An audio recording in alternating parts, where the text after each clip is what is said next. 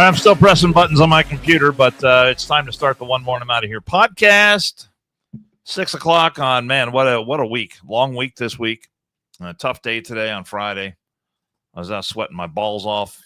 The balls. All It's during the day today. It's hot out there. Yeah, it's not cool. It's not It's cool. all here. right, but here we are. So It's a little thick, little humid. Mm-hmm. I mean, I would still rather have that than 7 degrees, but still not comfortable. Yeah. So still don't have a good handle yet on what's happening with the Putin meeting. Trump and Putin in Alaska. They met behind closed doors. Did Putin really keep Trump waiting? That's what I heard. I heard he was late. It was supposed to start at 3:30 Eastern time. That's not a good move, I don't think. Well, it's definitely not a good look. You never show up to any type of meeting, but especially if you're meeting the leader of the free world, you should probably not. And I don't think, and I know Trump would not leave Putin waiting because he's a goddamn gentleman. Yeah. Trump greeted Putin on the tarmac at Elmendorf Air Force Base. Stealth bomber flew overhead, flanked by 4 F-35s. God, can you imagine? Can you imagine the firepower that is over fucking Alaska right now? And then you have like the Inuits, the natives that are going, "What the fuck? What the fuck is that?" The people that don't have cell phones and shit that are like in the backcountry. You ever watch Below Zero? Oh yeah, I love that show. So our buddy Tom Glazer went up and camped at really? I cannot remember, is it Kerouac or the lady, the weird lady that was on Below Zero? Okay. He knows her. Like he camped Really? at her camp. No shit. And went hunting. But can you imagine those people? Like, I mean, they're seeing that shit. Yeah.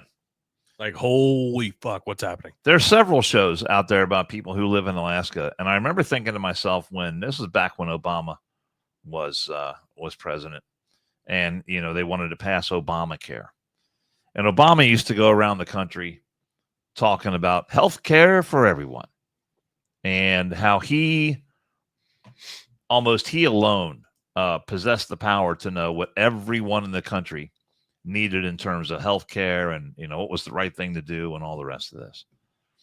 And we had recently come back from a vacation in we were up in the Smoky Mountains, and you're driving through the little towns there, and you've got these Native Americans who put on shows. They do native tribal dances and all this stuff, and they sell knickknacks and all that kind of stuff, all the kitsch, that you can get on the side of the road. And this is how they earn their living. And I'm looking at these people and I'm thinking, how does Obama have any idea of what these people need in their daily lives? How does he know what their healthcare concerns are? How does he alone possess the power to dictate to these individuals what's going to happen as far as Obamacare? And then I see these people living up in Alaska, off the grid, on their own, and being as independent as you can possibly be. Don't ask for anything. And you think they turn their eyes to Washington to for when it comes to they got a pimple and they got to go to the doctor or something, or they got some strange discharge coming out of some orifice? I mean, do you think they really depend on a guy like Obama to take care of that kind of shit for them? I mean, there's way too much dependency on government. And you had Obama out there talking about Obamacare and, oh, it's going to be great. We're going to save you all this money. We're taking care of everybody. And it was all, and most of it was a goddamn lie. Sorry, I shouldn't. Well, it was almost like a Ponzi scheme. Yeah. I mean, essentially a Ponzi scheme on steroids. So I think about, what was going on in Alaska, but I love this part. Let's see. The dramatic arrival underscored the high-stakes nature of the Leaders Alaska Summit, first face-to-face meeting since Trump returned to office. Elmendorf Richardson is a strategic U.S. military installation near Anchorage. It was chosen for its security and remote location. Let's see. They had the flyover, and then Trump greeted Putin out there And then I love this. After the greeting, Putin entered the Beast with Trump, the presidential armored limousine. So that is a major power play right there. Here, you get in my car. Yeah. Let me show you what the real shit looks like. Your jalopy is not good enough. You just come over here. And you wonder how much of the stuff they had buttoned up and maybe concealed that he couldn't see. But just think about the things that he did see when he was riding in the Beast. And you know what he saw? I'm sure he's got a very nice... he saw is fucking Trump's big fucking cock laying right on his leg. Right on his leg. We don't have a far ride. Don't worry about it. Yeah. But think about that. I'm sure Putin has a power play. A very nice car that he rides around in Moscow, but it's got to be light years removed from what Trump rides around. Think about that. That makes sense. And the fact that anywhere the president goes, that shit goes. Yeah. This is how we roll, Vlad. Hey, Poots, come here. But look, we're taking my ride. The bottom line is... It's like me and you going to the bar. Who's driving? Yeah. Fuck. Shit. I think it's my turn. But the bottom line is that Trump doesn't like war. He wants the war to end. And I don't think going into this that this was going to be, the big climax and have come out with a final decision after this meeting. And, we got Fox News on up in the monitor up there because all this is unfolding as we speak. But they already said that they're looking forward to the next meeting. So there's going to be another meeting that will likely include Zelensky. That's what I heard. I heard also potentially the president of France, the prime minister of England, people that Zelensky has been leaning on hard. The way I heard it, if this goes well, then that would be the next meeting. Yeah, I had one of my analysts on, a guy named D.W. Wilbur, who was spent a lot of time doing undercover work in the CIA, spent a lot of time in the Middle East. I like his name, D.W. Wilbur. Yeah, it just rolls right off the tongue. Well, I don't know what the W stands for, but Del W. Wilbur, and it goes by D.W. I like it. And he was talking about, and the one point he was, where he hasn't been? One more and I'm out of your podcast. I know, we got to have him on the podcast. That's weird. But the point he was making last night is that Putin has a lot of trouble domestically at home. And so if you compare where Trump is right now, the economy is a lot stronger than it was 6 months ago. As far as energy is concerned, America has pretty much regained its dominance in the world energy market. So I think that's a big lever that he can use against Putin when it comes to getting Putin to acquiesce to his demands, because Trump can, or at least the United States can, flex its muscle now when it comes to oil, when it comes to coal, when it comes to energy, natural gas, and the rest of it. So Putin has been knocked down a peg or two there. So you compare all that with, domestically, he's not popular. China is starting to look askance at what he is doing. When it comes to Ukraine, the death toll is by some counts, over 1 million already. People have died. So I think there's a good chance for some real progress here. I think this is probably a precursor to what is ultimately going to be the final decision on this.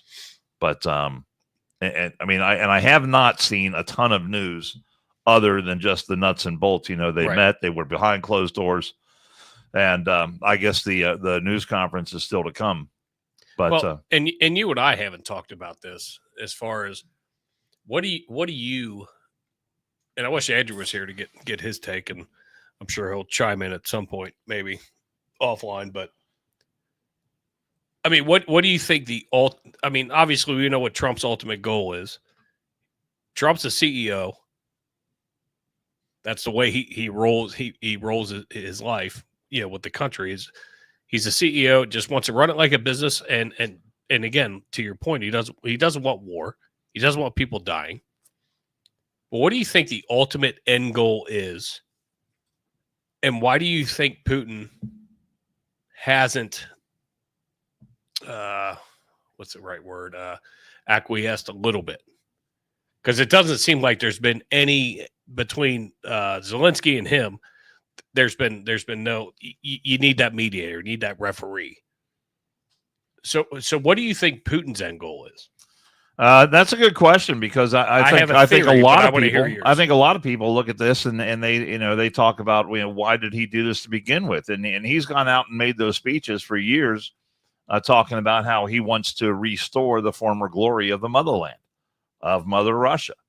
I think it's probably a little more complex than that, but I just think this was, everyone that I've talked to that's analyzed this has pretty much said this was an ill-advised adventure for him to, go full on and try and take out Ukraine. Do you feel like he went rogue? I don't know. I don't think he could have done it without the blessing of Xi in China. Right. I don't think.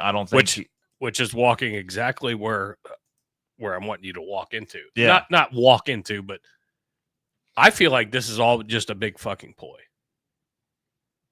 I think he's got shit working on this end. We've got shit working on this end. Yeah. Trump wants all of it to be done. And let's just fucking, you do your economy, we'll do ours. We'll help you. We'll help you. We've been helping. I mean, we're the goddamn Peace Corps of the world. The way it seems in my lifetime, we involve ourselves in shit that we probably shouldn't, but we need to, for economy and whatnot. But I feel like there's a bigger thing. I don't trust Putin. I don't know that even if this comes out and Trump's like, yeah, they're coming up with a peace deal, it's going to be done. I think there's something else. There's always something under the hat over there. Yeah. Well, Brett Baer from Fox News went to Alaska with Trump, and they're rolling the video they got of Brett Baer talking with Trump on the way to Alaska on Air Force One. And Brett Baer said last night on his show, he said, we are in negotiations with Russia to get an interview with Putin while we're there. And I think Brett Baer would ask, if it was me, I would ask him the question, why did you go in there in the first place? Why did all this start? Well, didn't Tucker do that? Not under Fox, but he went. Yeah, on his own. Did he do that? Yeah, he was over there. Well, what did Putin say? I don't remember that. And it wasn't a whole lot of context. Yeah. So I'm wondering with Brett Baer, and if they're negotiating to see the difference, and then I'll grab both of those and put them side by side. If they get that, I'd have to go back and watch Tucker's, but yeah, that was a big fucking deal, because like he was over there almost like fucking covert. Yeah. Well, and the only reaction back here was that somehow Tucker was a traitor. Or Tucker's an idiot. Yeah, Tucker's an idiot. He's out of Fox. He's now. out. He's done. Yeah, he's doing his own shit. he's a freelancer. Yeah. So it's I don't know. It's too hard for me to follow all, like watch all the stuff that's on regular cable or broadcast, and then look at all the podcast stuff too. So I don't know. I don't have a lot of time. But anyway, the news conference has not happened yet as we speak. So we don't have a ton of information to pass along about that. But what we do have information on is something that Trump did, and that's cutting food stamps. And I don't know about you, but I've seen just video after video after video of mostly single mothers complaining about how their food stamps have been cut. And the thing is, if you are able-bodied, then you need to get out there and work. Being on food stamps should not be something that makes you comfortable. Yeah. Being on food stamps should suck. It's called assistance. Yeah. Assistance for a reason. SNAP, Supplemental Nutrition Assistance Program. It's called SNAP. SNAP. There's a stigma to getting food stamps, apparently. But apparently some women don't care about stigma at all, because they're more than happy to go out there and talk about how, and a lot, I've seen a lot of these where they have simply said, the government owes me this. Yes. The government owes me this. So this one, and I don't know why, out of all the, 2 or 3 dozen I've seen of these women mugging the camera, this is the one that stuck out to me. Mugging the camera. Yeah. I like that. And so I sent it to you, and I said, we got to play this on the podcast. So here's, I don't know her name. I don't know what her name is. It might be Karen.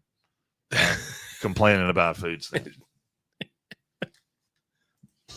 You know what I'm sick of? I'm sick of the food stamp office, okay? Okay, hang on. Before I get myself worked up, I just came here to talk about how I went from literally $1,700 in food stamps for a family of 3, okay? I don't work. I stay home every day. I'm not able to work, so I should be getting the maximum amount.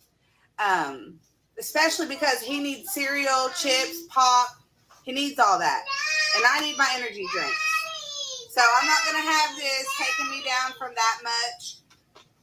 And they took me all the way down to $120, which they didn't even tell me why. I just got this notice in here. It says they were cutting me back on food stamps. So now I'm really going to have to cut back on everything. He's not going to be able to have his pop no more. He's not going to be able to have his cereal every day for breakfast and his chips that he eats all day long. Wow. Great. Thanks. Yeah. So her kid over there is not going to be able to have his pop, not going to be able to have his chips that he eats all day long.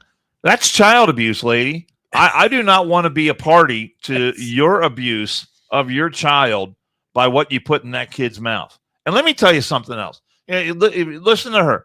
I don't work.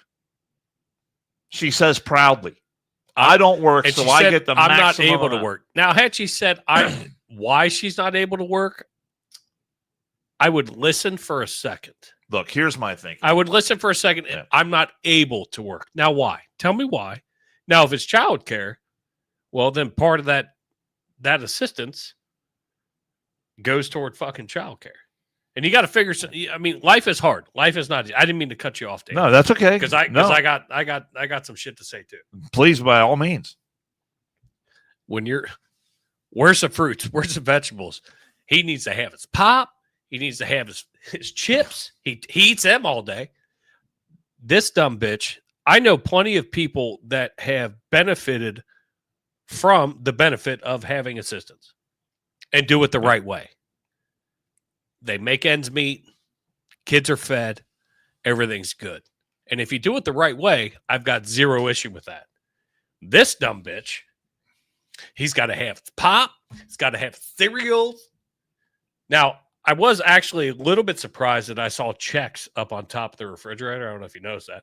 It wasn't all just Captain Crunch or Fruit Loops or bullshit. I might have a box of checks at my house right now. And Chex is not a bad cereal. I don't like it. I'm the guy that fucking eats Captain Crunch and Fruit Loops.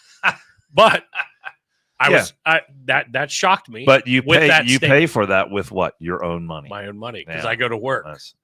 I want to know why she can't work. But with this, this is bullshit.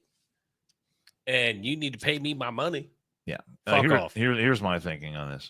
If you, she obviously has access to the internet. That costs money. Right. She actually has a cell phone or some device that she can shoot video with.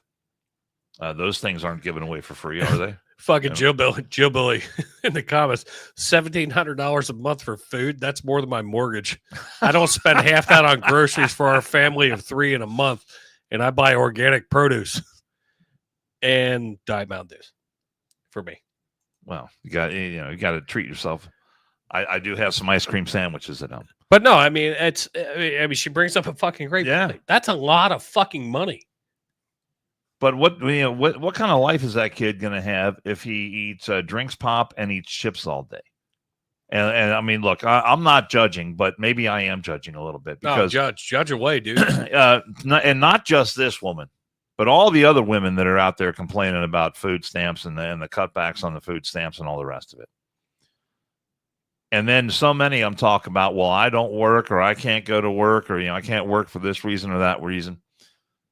If you are, and God, man, I probably shouldn't say this. I'm probably going to get in big trouble for this. Uh-oh. But if you're a woman and you're healthy enough to fuck, and you're able to bang out rugrats, then to my way of thinking, you're healthy enough to go to work. Am I wrong? I mean, I know Jill Billy's listening right now. Maybe that's a sexist thing for me to say. Oh, easy for you to say.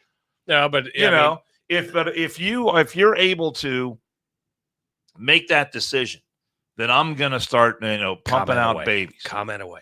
There's got to be some responsibility that goes along. Why is it up to me to subsidize your bad decisions? And then you sit there and talk about, and I've heard so many of these other ones, she didn't say it, but I've heard so many of these other women say that the government owes me this. Why do we owe you that? Because you're banging some baby daddy? And look, I mean, the kid, maybe there's a father involved here. I don't know. And here's the thing. She's paying more attention to making that video than her kid standing in a fucking high chair. Fucking screaming. Yeah. Screaming his fucking head off. There's no parenting. I can tell you, and I will stand by this. And if somebody knows her, please tell me. Send her to me. But I guarantee you there's no parenting going on in that house. Our friend Falk said we have a family of 4 and only get $120 a month in SNAP and get WIC. I stay home for now because my son is little and my husband works Monday through Friday. I don't trust people with my kids. Completely get that, and that is completely understandable because guess what? You have somebody in the house that's working. That's fine. Like that is, I get that. And that's what it's there for.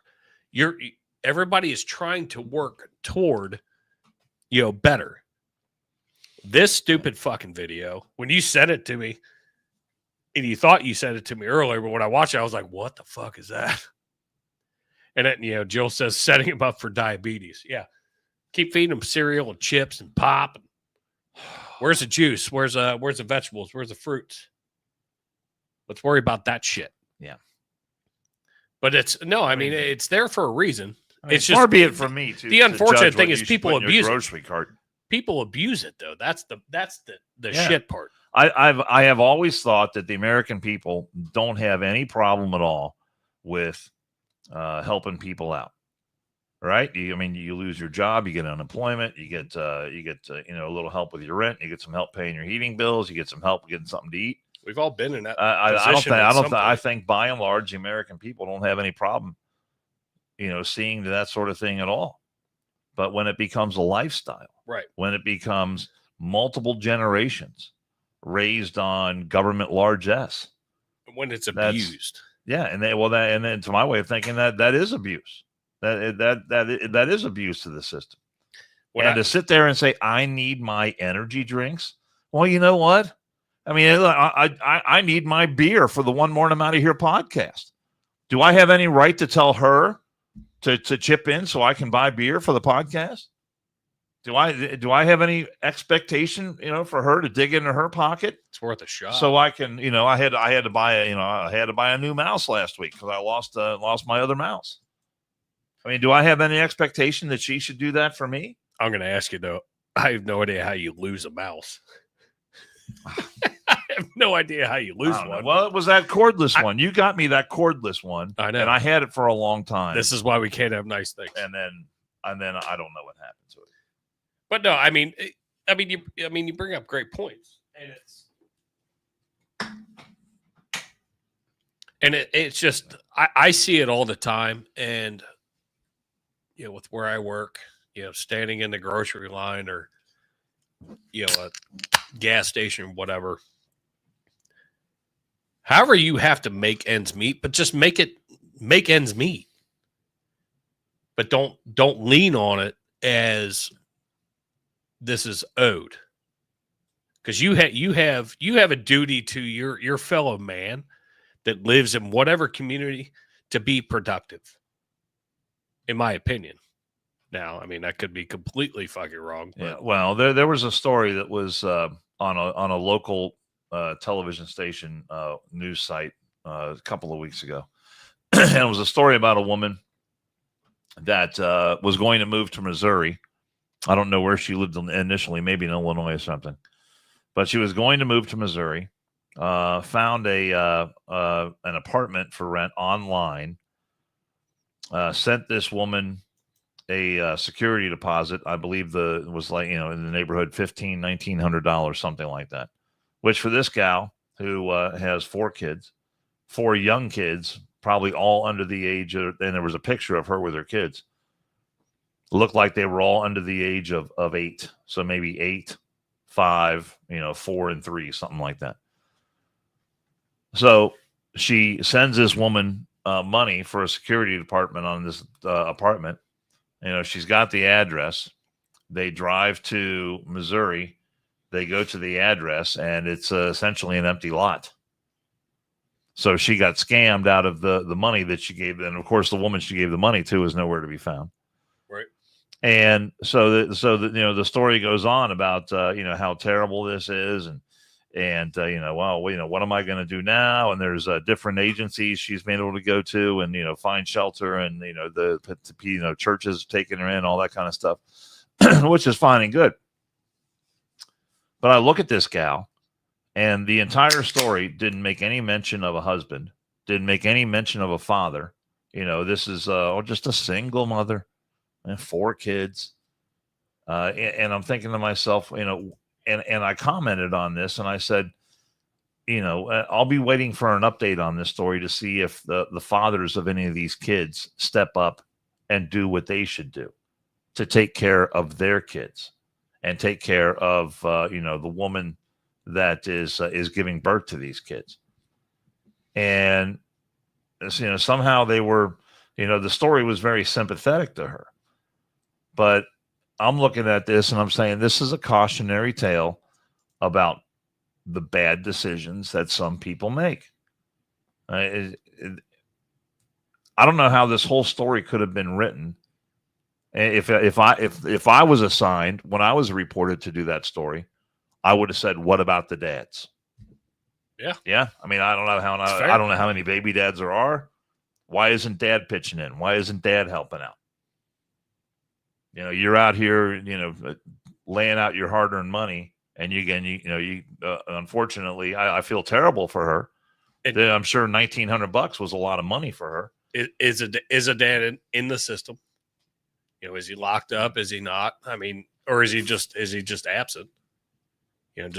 Skip town. I mean, there's all different kinds of things, and it's a very touchy subject, and I understand it, and everything's expensive. And Falk brought up a great point. Childcare is expensive. Sure, most of the time they don't do their damn jobs, and I completely agree. My mom did childcare out of our house from the time I was in kindergarten until the time I was probably 23, 24. But they had direct supervision. It wasn't just, there'd probably be at the most 5 kids in the house, all on schedules. Like she ran it like a machine. Like, it's one thing I can say about Nance. Like, she was just on it. Boom, boom, boom. This one goes down for a nap at this time because it was younger. Whatever. Like, she had her system, and it worked out fucking great for years, to where I watched kids grow up from newborns until they went into like 8th grade. Like, that long. Like, I watched these kids grow up, knew their families, whatever. But that's like, that close-knit shit. And my mom wasn't super expensive, but you go to a daycare. Yes, I completely agree. Yeah, daycare. Holy the fuck. Daycare is like more than almost as much as college tuition. It's a fucking scam. It's outrageous. It's a scam because the cost and the care that the kids get. I completely agree with that, Falk. Completely, 1,000%. And it just sucks. Like, and we're blasting this one just because the way she brought it out. And it's not, I don't want to pick just on her, but it's probably that one that broke the straw that broke the camel's back on that, because there's so many of them out there. And Here, I mean, if I get scammed out of $1,900, one of the last phone calls I'm making is to my local television station to tell them about what a dumb fucking thing I did. Oh man, I was on Facebook. Dude named Pappas said, "Hey, send me some money, and we'll get you some. What was that he was eating with the baklava the other night or whatever with that shit he was eating? Oh well, he he had to go buy milk with the phyllo dough, whatever it was. He had to go buy milk." And then I show up and there's no dessert, and I'm like, "Pappas, where's my money?" Sorry, right. Can't help you. I would not be calling my local television station to tell them how I got scammed out of that. Fox said, "Listen, Dano, if I go to work, I'll miss the lives." Duh. Falk, we love you. We get every situation is different. This lady, you're not this lady. You're not this lady that we're blasted on right now. But it's all over. It's all over the place, and it's sickening. I hate it. Yeah. But I mean, life is hard. Shit's expensive. It's not getting any cheaper. My wife and I were married for 5 years before we had a kid, because we knew we were not in a position to. You finally got chloroform and said, "Hey, what's it smell like?" Yeah. It's a new. But we were, back then, we were not in a position to have a kid. We were not in a position to raise a kid. We were not financially, in a position to where, when you have a kid, things come up. Yeah. Yeah. It's called life. We weren't. Yeah. We couldn't bear the financial responsibility. So you know what? We didn't have kids. And then once we got into a position where we were financially a little bit better, then you were still poor. Because you had a kid. Then you had kids. And then you were poor.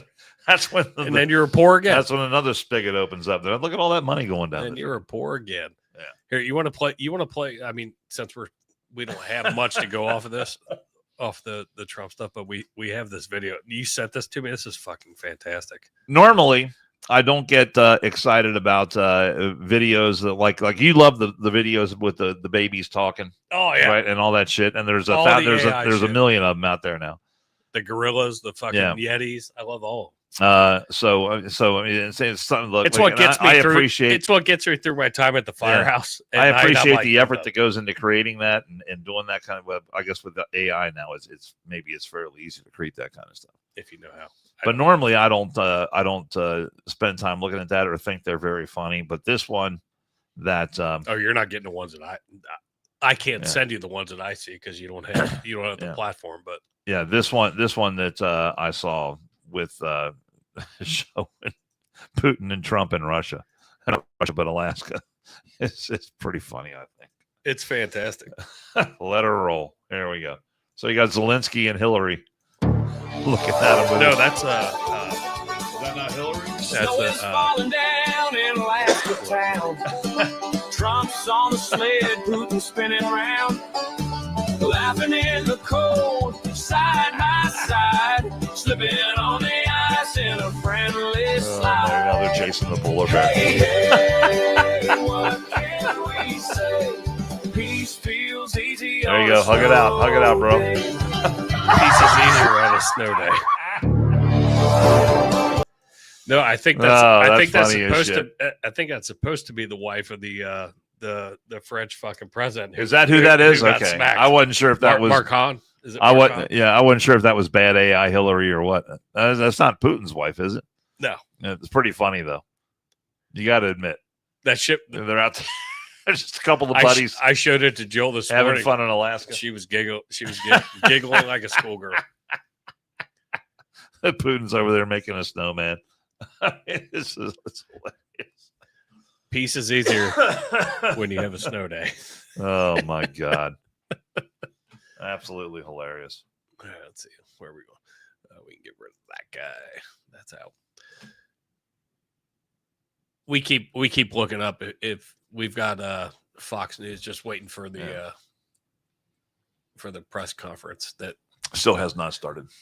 Which it probably won't. But yeah. They're showing two podiums, so it's like we immediately just keep looking up. Now, see, you just saw a shot of them, Putin and Trump walking down the red carpet there. It kind of looked like that video a little bit. I felt like they were sauntering. It'd be funny if there was a polar bear chasing them back. Do you know anything about while we're waiting for that? Do you know anything about the South Carolina? What I can never pronounce this right. Gubernatorial candidate, is that right? Gubernatorial. Yeah, he's running. He's running. Yeah, gubernatorial. Gubernatorial. Yeah, right. He's running for governor. I always feel like I pronounce it wrong. What happened? Did he get drunk, or he got some bad drugs, or what happened? So the way it seems. But see, you deal with belligerent fucks like this all the time. I do. So this is nothing new for you. Usually, I used to deal with. This is a little bit out there. Normally, I just deal with guys that are so fucking high on weed. And that's easy. It's like, hey, man, just chill out. It's fine. You get somebody that's on something else, and then it's fucking crazy. I've dealt with people on PCP. Just go into your Bob Ross mode. Yeah. Just happy little trees, bud. Happy little trees. Can I tell you a story about Florida real quick? Yes, please do. Speaking of Bob Ross. So we get to Florida. Yeah, we were in Florida last week, my wife and I, and we were down there with some family members and having a great time. So saw manatee.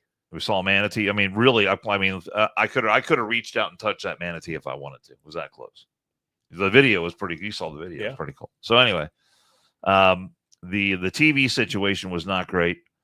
When you get to a destination and you're on, you're staying there for a week or whether you're in a hotel, and we were, in this case, it was, I don't think it was an Airbnb, but we were renting, it was a condo that gets rented out.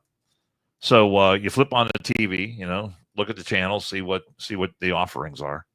And the TV situation was not great because I don't know what their cable situation was down there, but you had to use your own subscriptions. Like if you got Roku or Hulu or you had to connect to the Paramount or whatever, you got to log on, with all your own shit, whatever. And so I don't do it. I don't do any of that. My wife has a couple of subscriptions, so she was able to watch a couple of things. But I'm scrolling through the TV and see what you could watch for free. And the one thing I did find was a channel that was all Bob Ross. Bob Ross paintings 24/7. All night, all day. So, all the Bob you could handle. It was, and I watched a lot of Bob Ross when I was in Florida. This was, after, you're on the beach all day, you're out partying, you go out to dinner, you're hanging out with, you're chilling, and you're at your downslope. Yeah, it's 11:30 midnight. You want to flip the TV on. I'd be out after 10 minutes just listening to him talk. Yeah, but no. I'd been painting pictures in my head. I watched a lot of Bob Ross. Because it was better than anything else that was on the free TV. No, I get it. No, I mean, and Did you even know there was a Bob Ross channel? I had actually heard. I haven't seen it, but I've heard that it was there. I watched a Netflix special talking with his son about his life. I'm 99% sure it's Netflix. Did you bring home any bath salts? You were in Florida. That's it. Didn't people used to use bath salts as a drug? Oh yeah. I got a fucking. That's some nasty shit. Isn't it? I got a picture. I got a picture of my phone. I got a picture of my phone of a guy chewed his fucking thumb off. Bath salts. Don't do it. No, I'm not going to do that. Just use them as they're intended. Don't smoke them. Yeah. But there's our buddy Bob Ross hanging up right over Jason's head over there. We love Bob Ross. But no, there's a documentary on. I'm 99% sure it's Netflix. His son talking about like him growing up and like how his fame became what it was. They got him and his mom and his dad got divorced, but he still kept painting and just kept a great attitude. I don't know.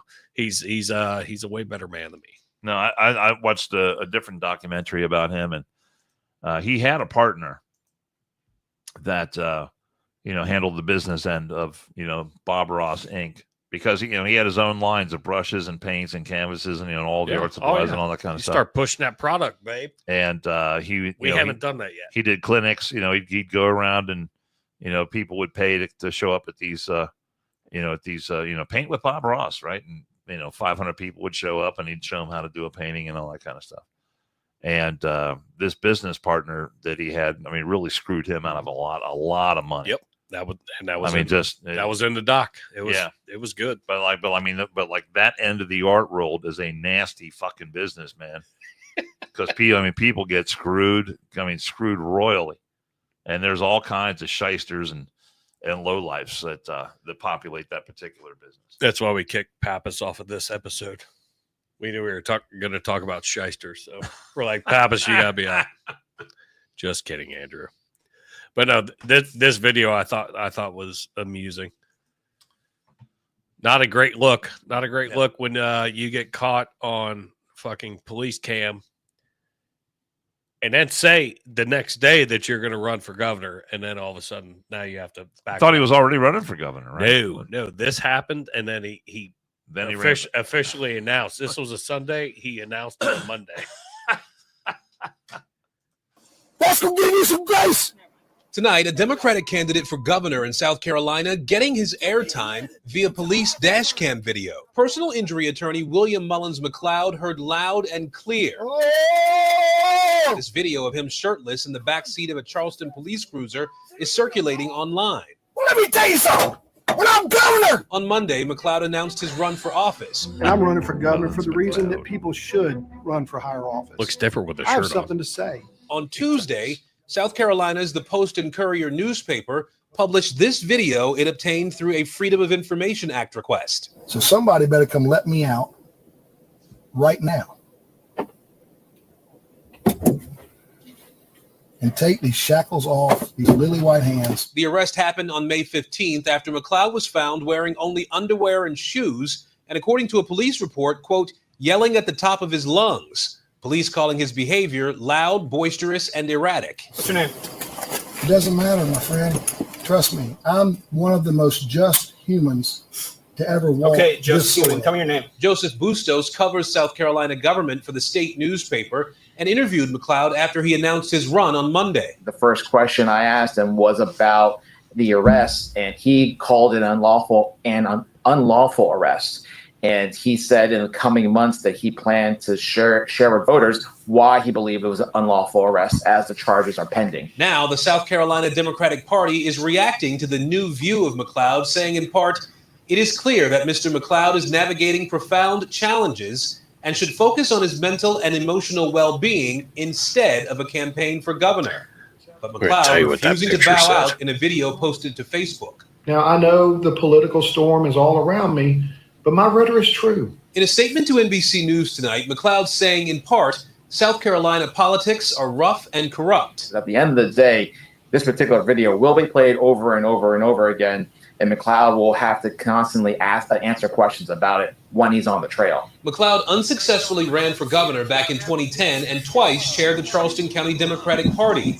He calls himself a fearless trial lawyer and dedicated victims' rights advocate. I want to be of use. I want to be of service. And is now facing a misdemeanor disorderly conduct charge and a glaring video spotlight. No, I'm not doing that. No, goddamn, I'm not getting out of this car. Aaron Gilchrist, NBC News.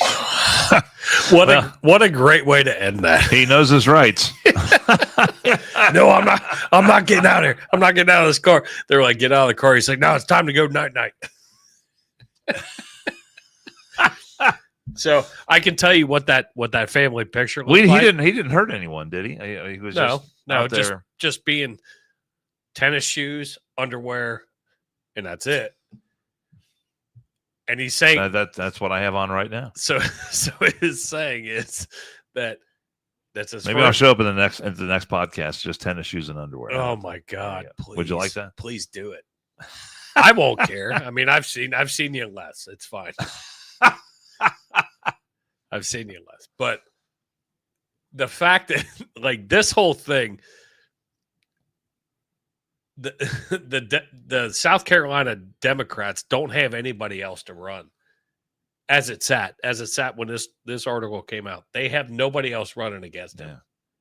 So they're that was the one. They're thing, gonna have to pick that was somebody. that was the one thing I didn't hear during the whole course of that report was what political affiliation he was.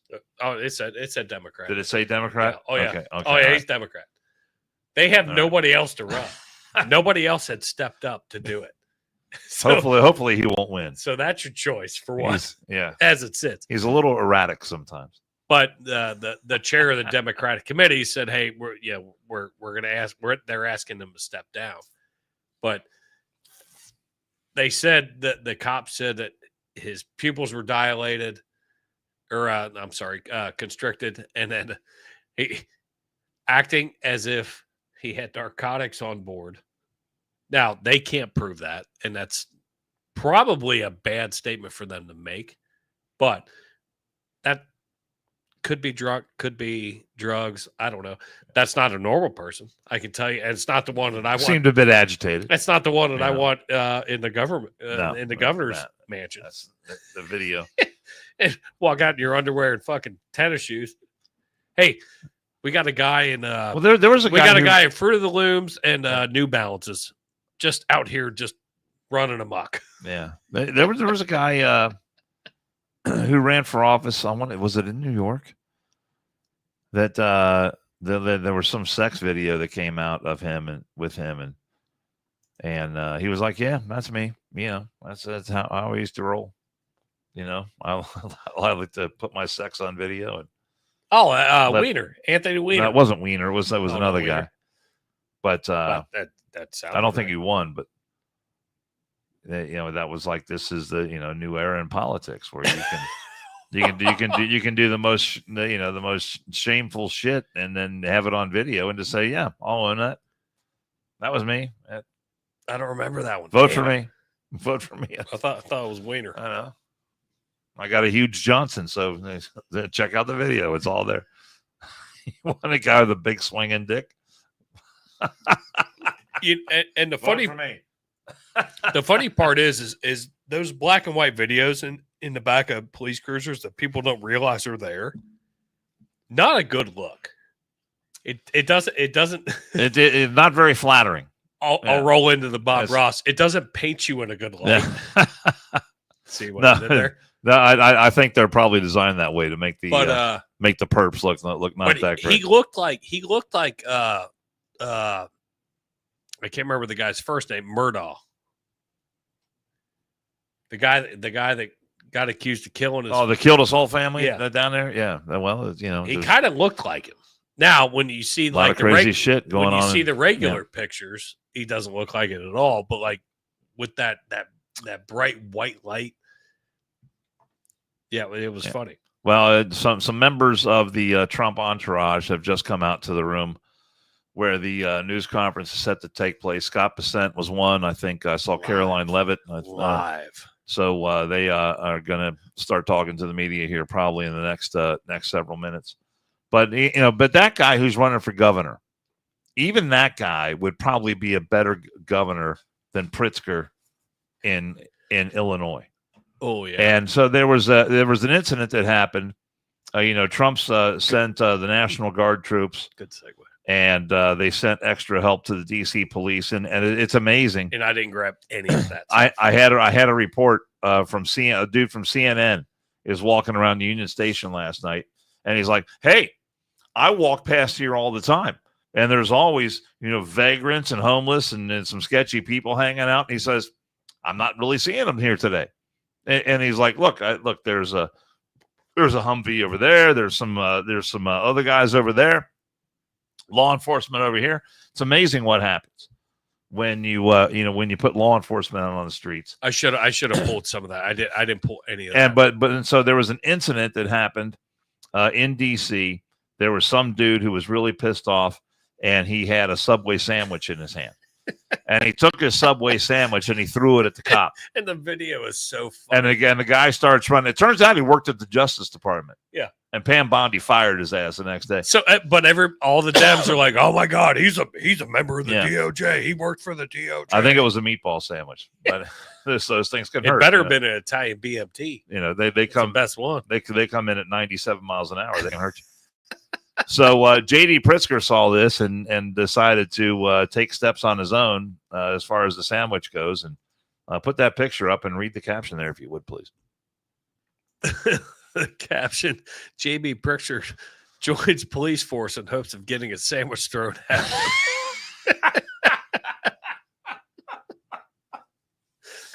Now that comes from the Babylon Bee.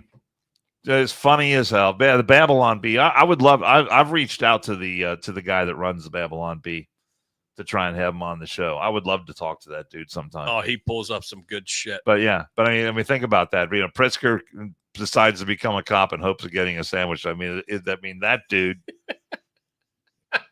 That dude has not missed many meals at all. No, you sent me that picture. Oh my I was God. like, fuck, I should have brought some shit. That's funny as shit. That is funny as shit. I wish we could like tie into this, but I can't. We can't do it. Yeah. So Trump and Putin. Well, if we tell people that Trump and Putin are speaking right now, they're going to turn us off and they're going to go watch that. So no, they won't. You don't think so? No, they won't. All right, that's good. Well, how about our friends over at the engraving place? Yeah, let's go there. We should do that right now. Hi, everyone. Dan Carroll here. Time to tell you about a great new sponsor for the One More and I'm Out of Here podcast. It's Murphy Engraving. Murphy Engraving is the place to go for your business, industrial, and personal engraving needs.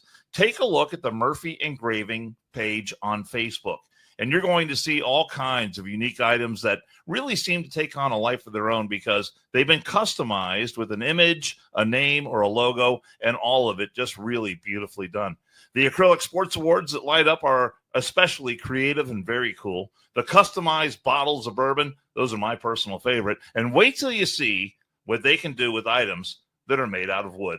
The next time you want to recognize someone special or you're looking for that one-of-a-kind gift, you'll be glad you checked out Murphy Engraving. And a bonus, you're supporting a local family-owned business run by brothers Brian and Kevin, who is a lifetime firefighter and Air Force vet. At Murphy Engraving, they turn the ordinary into the extraordinary, and at Murphy Engraving, we are American-made. Engraving, great sponsor of the show. We appreciate everything they do for us, and we got Putin and Trump on the TV up here, and we don't have the sound up, obviously, but just looking at if things did not go well during that meeting, I think you would have some body language from Trump that would be reflecting that. But he came out, Putin is speaking first. Look at Trump. He's got a smile on his face. He looks to be in a good mood. He's not shaking his head or staring daggers or anything like that. So I'm going to say, just based on the body language from Trump, he's letting people know that things went. I don't know. I mean, I'm not going to say how things went, but I think he's letting people know that he's okay with the way everything went. Yeah, and I was trying to figure out how to get closed captioning on to where we could read it. But yeah, I mean, both of them walked out, not disparaged. Didn't seem like they were disparaged at all. It's just, all right, here it is. So yeah, we'll see. I mean, you guys will all see it on whatever news outlets you guys pay attention to. You got any golf outings coming up? You gonna be teeing it up anytime soon? We got one in September, and I got to give you that date because you're in that one. Just got to give you that date. Make sure you're. It's not on the 20th, is it? No. Okay. I don't think. But Jack Nicklaus has come out and talked about his personal Mount Rushmore of golf. Ooh. So if you had to guess, Jack Nicklaus coming out talking about his Mount Rushmore of golf. All right. Who do you think Jack Nicklaus would go with? So that's kind of a double-edged sword because do you put yourself on your own Mount Rushmore? Good question. I'm going to say, yes, you do. It's Jack Nicklaus, Arnold Palmer, Gary Player, and Tiger Woods.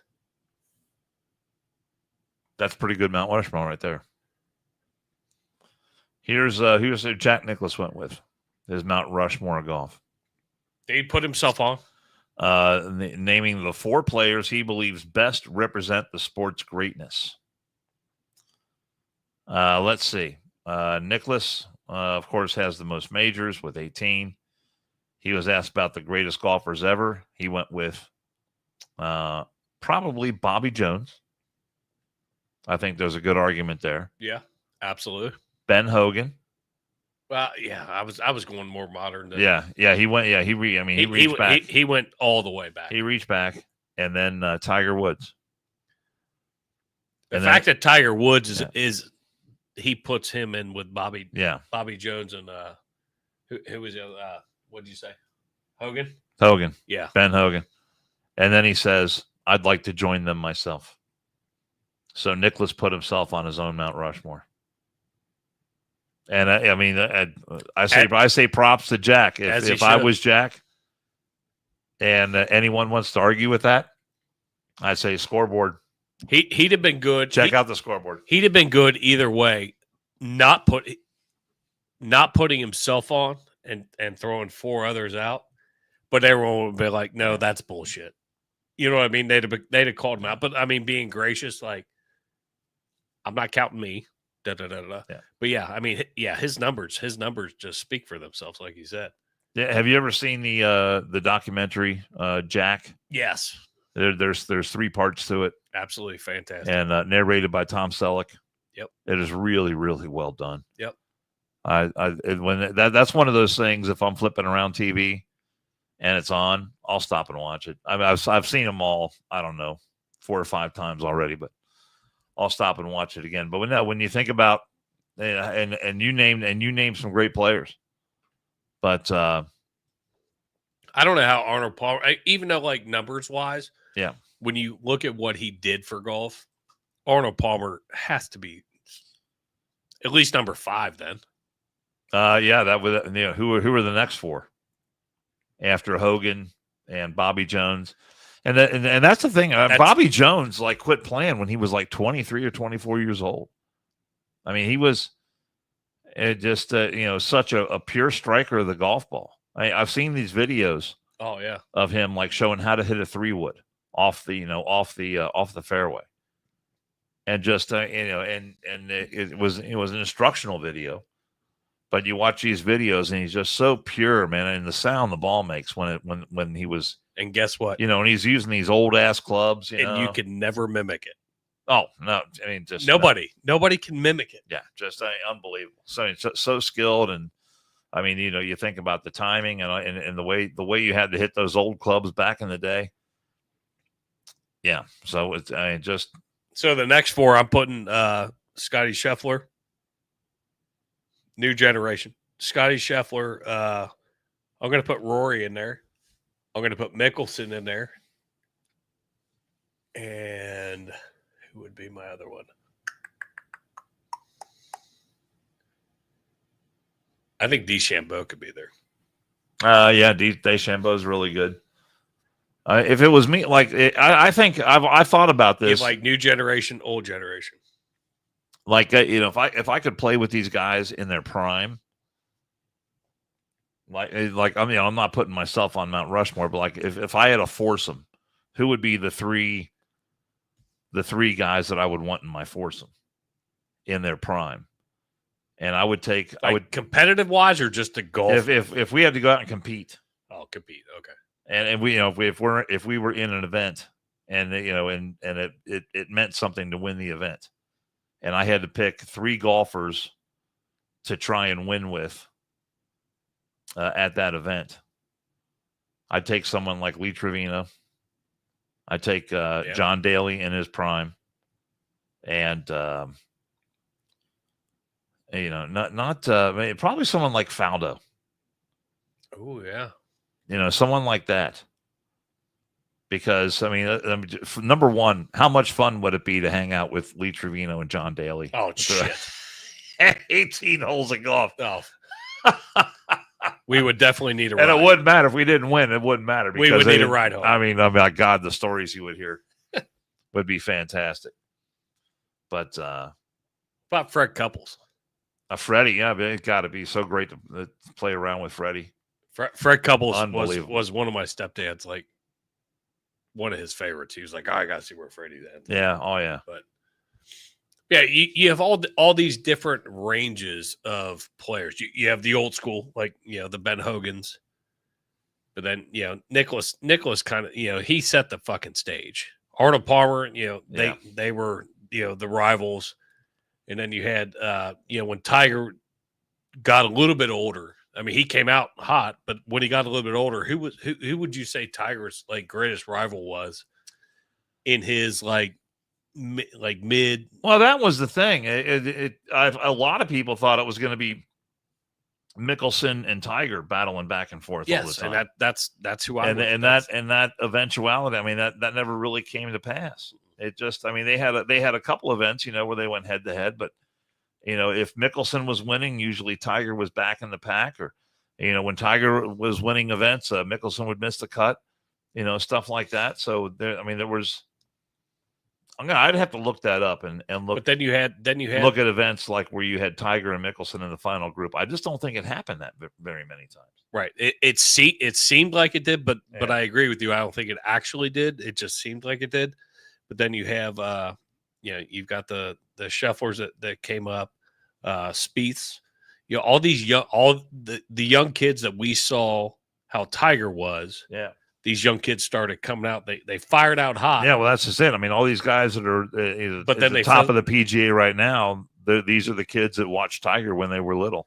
But when they came out like Spieth came out hotter in a match, and then just took a while, and now all of a sudden, like, he's slowly starting to get there. Scheffler kind of came, in my opinion, out of nowhere.